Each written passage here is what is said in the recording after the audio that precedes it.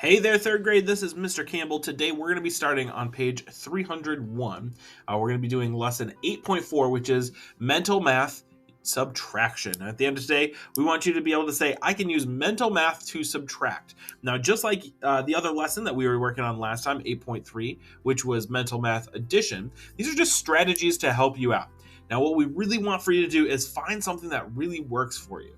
But what we're looking for today and last time is just patterns inside of our addition and subtraction. So let's go ahead and turn to the page 302 to check out what does that look like in one of our examples. All right, well, here we are on page 302, and it says a store is having a sale on jackets. A jacket is on sale for $197 less than the original price. What is the sale price?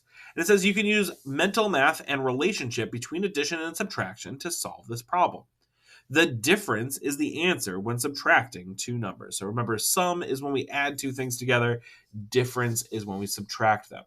All right, so we had our original price, $352, and we've got $197 off of that price, but we don't know what the new price is, and that's what we're trying to focus on for today. So let's check out here. It says count back on the number line. All right, so to find 352 minus 197, we're going to start at 352.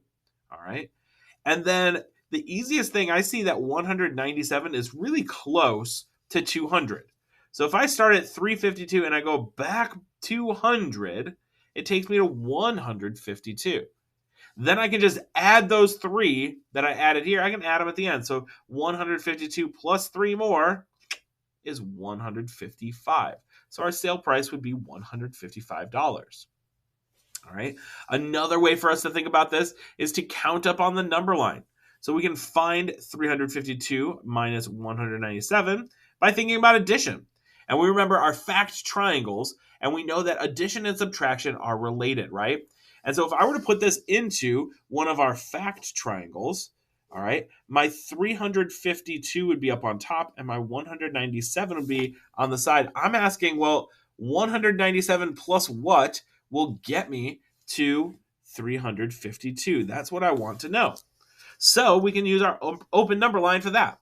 If I start at 197 and I add 3, all right, well, now I'm at 200. Well, I'm trying to get up to 300, so I'm going to add another 100 because I want 352, right? So now I'm at 300, and then I know that if I want to get to 352, I just need 52 more, and then I got to add these together. So what's 100 plus 52 plus 3? Well, it's 155. Again, the important thing is for us just to be looking at these different parts and saying, okay, what's a strategy that works for me? That's what's most important. But let's go ahead and turn to page 303 and check out a little bit more. On page 303, up here at the top, it says that you can make a simpler problem to find 352 minus 197.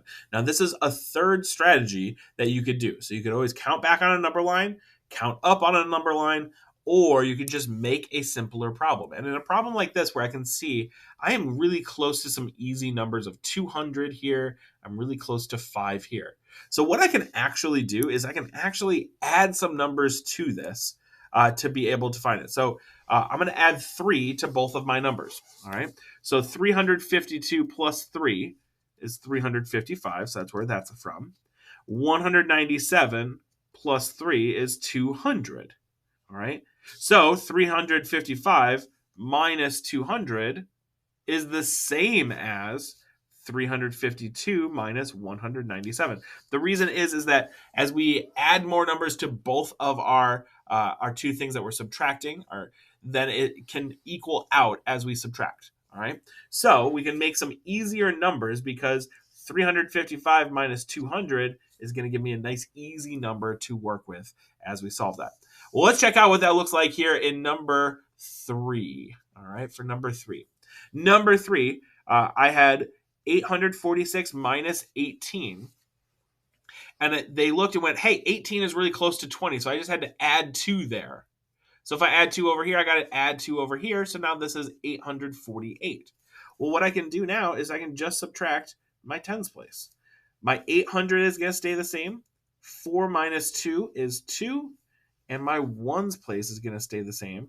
So my answer is 828. All right. So it's just a slightly different way for us to look at that. Okay. Jump down here to number 7. It says find 400 minus 138 using the make a 10 strategy.